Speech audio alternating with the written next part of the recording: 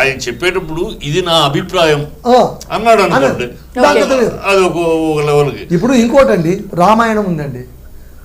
వాల్మీకి రాసిన రామాయణానికి మించి 500,000 కొద్ది రామాయణాలు మన ఇండియాలో ఉన్నాయి. ఫారిన్ కంట్రీస్ లో కూడా ఉన్నాయి రామాయణాలు. కానీ మధుసూదన్ గారు అంటే వెర్షన్ అయితే మారిపోదు కదా, చెప్పే విధానం మారుతుంది. మీకు ఒక ఎగ్జాంపుల్ చెప్తాను. కంబరామాయణం వేరు, తులసి రామాయణం వేరు. ఇప్పుడు మీకు వాల్మీకి రామాయణం ఉంది. వాల్మీకి రామాయణం ఒక ఘట్టం ఉంది. ఏంటి? సీతమ్మను రావణాసురుడు వచ్చి అపహరించుకొని పోవడం. రావణాసురుడు భిక్షుక వేషంలో వచ్చి భిక్షం అడగడం, ఆమె వచ్చి భిక్షం ఇస్తే కనుక ఆమెను పిలుచుకెళ్ళడం. ఇదే కదా అందులో ఘట్టం. వాల్మీకి రామాయణంలో ఆమె చేయి పట్టుకుని తీసుకుని వెళ్ళిపోతాడంతే. అదే రంగనాథ రామాయణం వచ్చేసరికి, ఆ తర్వాత వెర్షన్ వచ్చేసరికి ఆ స్థానిక ప్రజలందరూ, ఆ ప్రాంత ప్రజలందరి మనోభావాలను రిప్రజెంట్ చేస్తూ కవి ఏం రాశాడంటే, సీత అగ్నిపునీత, ఆమె చాలా పవిత్రమైంది, ఆమెను ముట్టుకుంటే ఎవడైనా కాలిపోతాడు. రావణాసుడికి ఆ భయం ఉంది కాబట్టి సీతమ్మను నేరుగా పట్టుకోకుండా భూమితో సహా పెకిలించుకుని తీసుకెళ్లాడు. ఇది ఇంప్రూవైజేషన్. రామాయణంలో చాలా వేరియేషన్, పాఠాంతరాలు చాలా అంటే ఇలా మార్చుకోవడాన్ని వక్రీకరణ అంటారా? ఎట్లా అంటారు అని చెప్పేది. ఎలా అంటారు? అది వక్రీకరణ అయితే కనుక, ఒకవేళ సినిమా తీయడమే వక్రీకరణ అయితే, 1000 సంవత్సరాలు కొద్దిగా ఇతిహాసాలను వక్రీకరిస్తున్నాం కదా మనం. సంస్కృత భారతాన్ని కానీ, రామాయణాన్ని కానీ, కావ్యాలను కానీ మనం వక్రీకరిస్తూనే బతుకుతున్నాం. రైట్. చిట్టిబాబు గారు అంటే ఆయన వెర్షన్ వక్రీకరిస్తున్నాము అని చెప్పారు అనంత్ శ్రీరామ్ గారు. అంటే ఇండస్ట్రీకి వచ్చి ఇన్ని సంవత్సరాలు అయింది, ఇప్పుడు ఎందుకు మాట్లాడాలి? వక్రీకరణ వేరు, మార్చడం వేరు. అది అతను వక్రీకరణ అనే మాట పదమే తప్పు పదం. ఏ పురాణాలు కూడా ఇందాక ఆయన కూడా వక్రీకరణ చేయలేదు. వక్రీకరణ దానిలోని బెటర్మెంట్స్, మార్పులు చేసుకుంటూ ఇంప్రూవైజేషన్ ఇస్ డిఫరెంట్ ఫ్రమ్ వక్రీకరణ కదా. అది ఇతనికి ఏమాత్రం ఆ విషయాల్లో నాలెడ్జ్ లేదు. ఏదో కూర్చున్నాడు, నలుగురిలో పెద్దరికంగా కూర్చోబెట్టేశాడు, మాట్లాడేశాడు.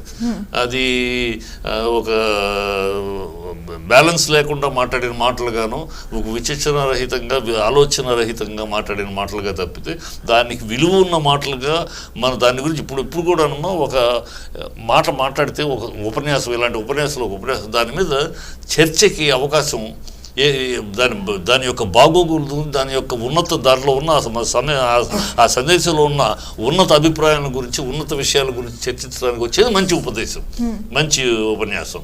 అంతేగాని అది వంకర టింకర్గా ఉపన్యాసం ఉంటే దాని మీద ఇలాంటి వంకర టింకర్ విమర్శలు చేయాల్సి వస్తుంది. మనం మామూలుగా కూడా ఒక ప్యాకెట్ ఆడుతున్నాడు, వాడు జోతగాడు అంటాం ఏమా, లేదా ఇంకోటి ఏదో చేస్తున్నారు, వాళ్ళని తాగుబోతుంటాం. ఇలాగ మనం ప్రతి ఒక్కళ్ళు ఒకలా విమర్శిస్తున్నాం. నిజంగా ఈయనే తప్పుడు ఆయన అయితే కనుక కర్ణుడు మంచివాడు కాదు ఇదంటే, మరి జోదం ఆడారు కదా వీళ్ళు, జోదం ఆడితేనే కదా. అదే జోదం ఆడిన వాడు కూడా తప్పే కదా. ఇక్కడ అనంత్ శ్రీరామ్ కూడా ఒక మాట అన్నారంటే, వివస్త్రం చేయండి అని మాట్లాడడం తప్పు కాదా అని. మరి ఆ క్వశ్చన్ వస్తే ఇన్ డెప్త్ గా మాట్లాడితే వీడు చేసింది కూడా తప్పే కదా.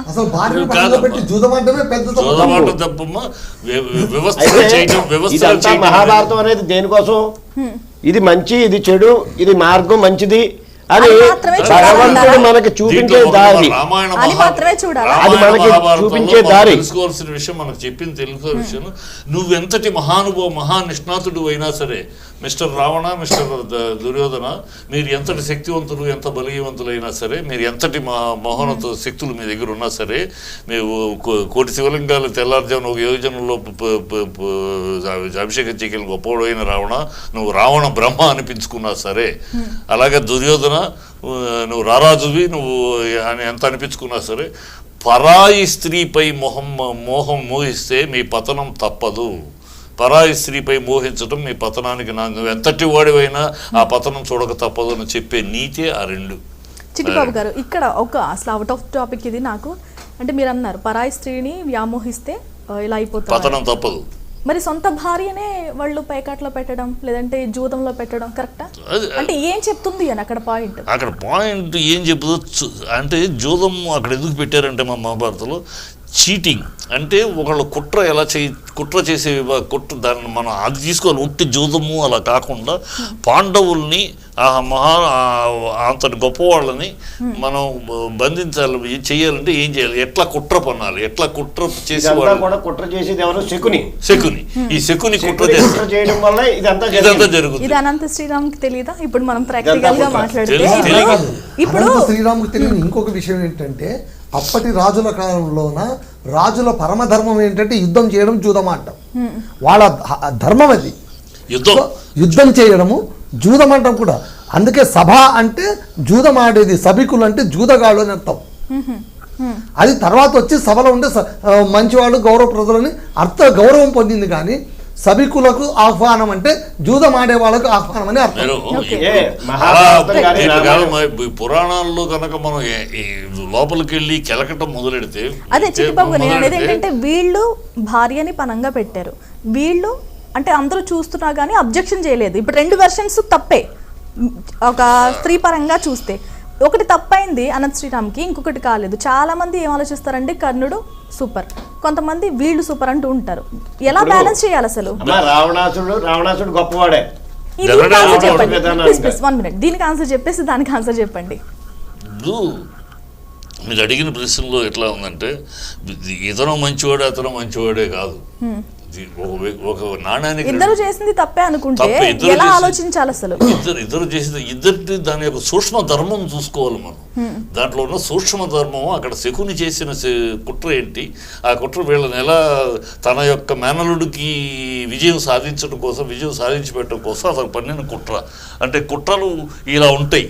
అంటే ఇది కేవలం చిట్టిబాబు గారి వెర్షనా లేదంటే హైందవ సంఘం కూడా ఇలాగే ఆలోచిస్తుందా? పురాణాలు చదివినోడు, దీర్ఘంగా చదివినోడు, పురాణాలను అధ్యయనం చేసుకున్నవాడు ఎవరికైనా అర్థమయ్యేది అదే. ఇప్పుడు కర్ణుడు రాముడు వీళ్ళంతా పురాణాలు చదివిన వాళ్ళకి ఒకలాగే కనిపిస్తారా? డెఫినెట్ పురాణ చదివిన రాముడు ఏంటి, రాముడు అలా లెక్క అయితే రాముడిని చాకలోడు ఒకటి చెప్తే నిపుణులకు దూకమని చెప్తాడా? అంత ఇదే రాముడు. కానీ అక్కడ ఎందుకు చెప్పాడు అనేది మనం సూక్ష్మంగా గ్రహిస్తే, ఎందుకు చెప్పాడంటే ఎందుకు చెప్పాడు అని సూక్ష్మంగా గ్రహిస్తే ఏంటంటే ఎందుకు చెప్పాడు, ఒక రాజు అనేవాడు వాడెవడో సామాన్యుడు, ఆఫ్టర్ ఆల్ చాకలోడు, వాడు చెప్పిన మాటకు నేను విలువ ఇవ్వటం ఏంటి అని కాకుండా వాడు చాకలోడైనా సామాన్యుడైనా సరే వాడు ఒక మాట ఎప్పుడైతే శంకించాడో వాడికి నివృత్తి చేయవలసిన బాధ్యత రాజపతి. నేను ప్రజాపతి. రేపొద్దున ఇంకొకటి అంటాడు, అందువల్ల అగ్నిలో నువ్వు అగ్నిసాక్షిగా ఒకసారి వాడికి నివృత్తి చేయాలి. అంటే ప్రజాపాలకులుగా ఉండాల్సిన ధర్మం అని చెప్పారు అక్కడ. అది చిట్టిబాబు గారు, ప్రసాద్ గారు, అంటే పురాణాలు చదివిన వాళ్ళకి ఇవన్నీ తెలుసు. ఫలానా క్యారెక్టర్ ఒకటి ఉంది అంటే ఇది ఈ నీతి చెప్పడానికి మాత్రమే ఉంది అని కదా.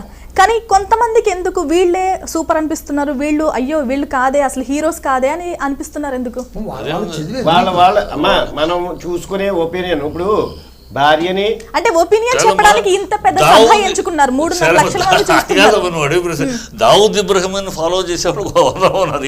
ఇది నా వెర్షన్ కాదు, అనంత శ్రీరామ్ అంత అన్ని లక్షల మంది చూస్తుంటే చెప్పిన మాట. దావుద్ ఇబ్రహీంని ఫాలో చేసేవాళ్ళు వేల లక్షల మంది ఉన్నారు. దానికి నేను చెప్తాం ఉంటారు, దుష్టుల్ని ఆరాధించే వాళ్ళు ఉంటారు, మంచి వాళ్ళని ఆరాధించే వాళ్ళు ఉంటారు, దుష్టులు పూజలు చేసే వాళ్ళు ఉన్నారు, క్షత్ర పూజలు చేసేవాళ్ళు ఉన్నారు. మనం ఏం చేయలేం కదా. వాళ్ళకేంటి, వాళ్ళకి క్షత్రపూజలే మెయిన్ టార్గెట్. మనం దైవత్వంగా సామరస్యంగా వెళ్ళేది ఇది.